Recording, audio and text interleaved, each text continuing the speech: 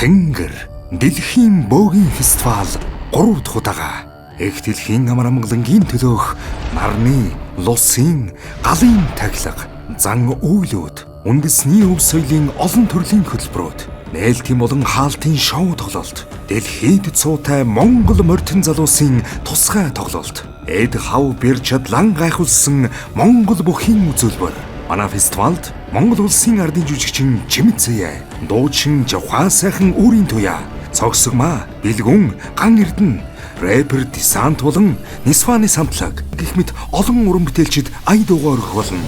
Тэнгэр заяат монголчууд та бүхэн минь 6 дугаар сарын 13, 14-ний амралтын өдрүүдээр Чингисийн хүрээ зогсолборт хүрэлцэн ирээрэй. Бид бүгдээрээ нэгдэн Монгол өв соёлоороо дэлхийд гайхуулах болно. Тасалбарыг тикет сегментээр болон шууд биетээр авах боломжтой. Амьд орш хүй бүхнийг хайрлая. Тэнгэр дэлхийн бөөгийн фестивал.